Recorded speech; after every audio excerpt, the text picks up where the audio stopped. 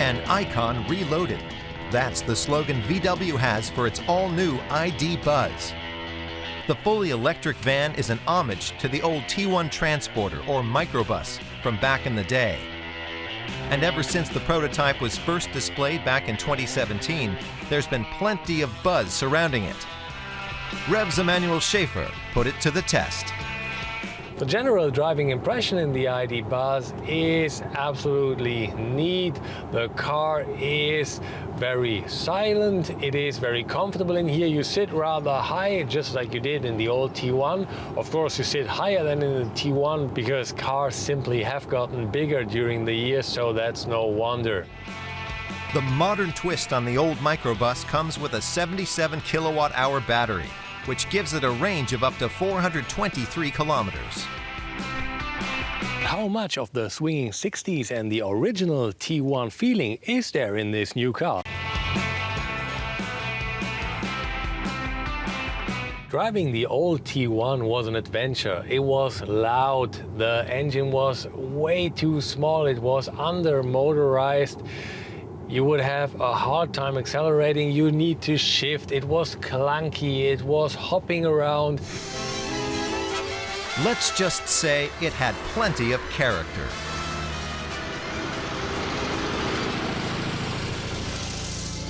Of course, all of that makes the T1 somewhat lovable, but you cannot do that in a modern car. People will say, what the hell are you trying to sell me right here? This is not a finished product. And that's why the ID Buzz is a very smooth ride. This despite the fact that it doesn't come with adaptive suspension. VW's first car, the Type 1, was better known as the Beetle. And at some point during the production of the Beetle, a Dutch importer saw that workers at Wolfsburg used parts of the Beetle to build their own Plattenwagen, a makeshift Plattenwagen, so to say, with parts from the Beetle. And he thought, if you put a box onto that chassis, you would have a neat little transporter. And that was the birth of the Type 2, the T1, the first Volkswagen transporter. Tireless and always ready for action is how VW described the Microbus in its ads. And these were no empty promises, because even today, countless T1s still survive, cheerfully chugging along. T1 and T2 models sold like crazy in Europe. Of course, people liked the idea of that vehicle, and it could be used for almost anything. Fire truck, ambulance, delivery vehicle, taxi, you name it.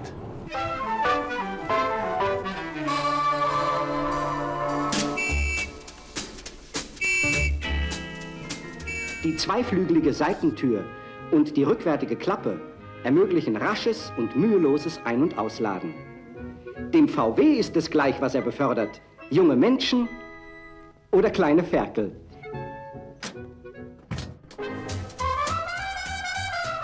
And it could fit 8 adults without a problem. Whether we will see the ID Buzz as fire truck, it can be doubted, but what definitely will be seen is the ID Buzz as delivery vehicle, because it also exists in a cargo version. The ID Buzz Cargo can fit up to 3,900 liters and can accommodate a payload of 650 kilos. It can also tow up to 1,000 kilos. Engine-wise, just like the old T1, the ID Buzz is rear-wheel driven, but it has more than 6 times the power of the old, which had around 30 horsepower. The ID Buzz comes with 204 horsepower, 150 kilowatts, always feels decently motorized. You will not have a problem like you had in the old T1. Put in your wife, put in some friends and all the stuff you need for vacation, and then you will be really worried if you would make it up the hill. No problem with the ID Buzz. How fast can you get up that hill? The top speed of the ID Buzz is capped at 145 kilometers per hour. putting the two cars next to each other, the similarities will become apparent. Of course, the two-tone colors, and then the way the front shifts to the bottom, it's the same in both cars. Of course, this one is a little steeper, but they changed it, so this one is more like appealing. And of course, you have the big VW logo, which you can also find right here.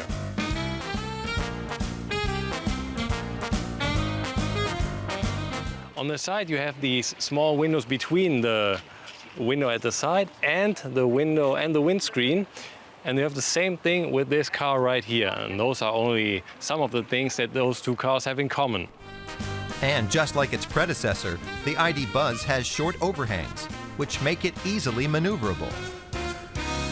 The thing that made the T1 so successful was its feeling of freedom. You would simply get into your car and drive wherever you like. Fuel tank's empty, fill it up at the gas station and get going again, no problem whatsoever. With the ID Buzz, however, it's not that easy. First of all, if your battery is empty, you got to find a charging station, which can also be a hassle in itself. And then you have to wait. In an ideal state, from 5 to 80%, it will charge in 30 minutes. But if it's not, it will take even longer. It doesn't really sound like freedom to me. Slits on the D-pillar of the ID Buzz are reminiscent of the air intakes meant to cool the T1's engine.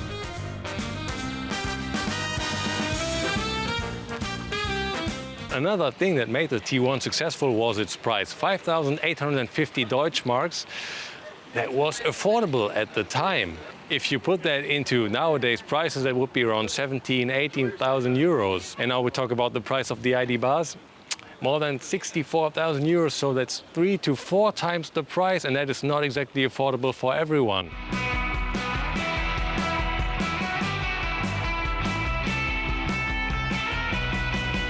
While driving the T1, you had to do everything yourself, shifting, adjusting the mirrors, or adjusting the airflow of the windows.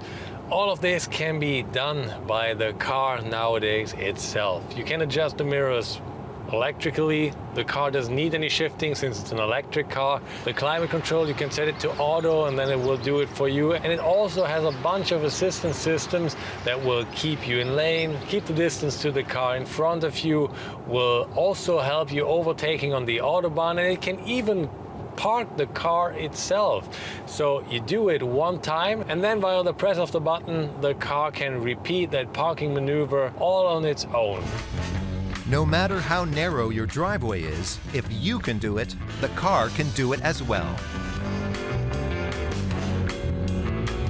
You might or might not be a friend of all of these helpers, but they do really work a charm. Personally, I'm not that much of a fan of the car taking over that many decisions, but for other people it's definitely a helper and they will appreciate it. For people that like driving assistance systems, the ID Buzz has more than 30 on offer. The ID Buzz will come onto European markets already this year.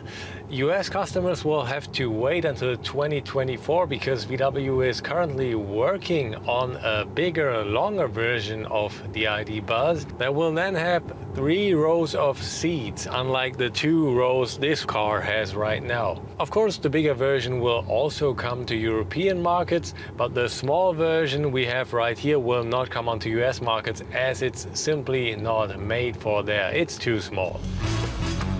With a length of 4.71 meters and a wheelbase of almost 3 meters, the ID Buzz has plenty of space for passengers. And the car's interior is made from recycled and recyclable materials. With an integrated SIM card, the Buzz is always on and can receive updates over the air at any time. Touch-operated buttons on the steering wheel are modern but require some getting used to. And storage is a cinch, with plenty of nooks and crannies scattered throughout the interior. Even with all passengers on board, the 5-seater has plenty of room for luggage, with a capacity of up to 1,121 liters behind the second row of seats. Just like the old T1 with the rear seats folded down, the Buzz can be used for camping. With a width of 1.2 meters between the wheel arches, there's room for a decent-sized bed.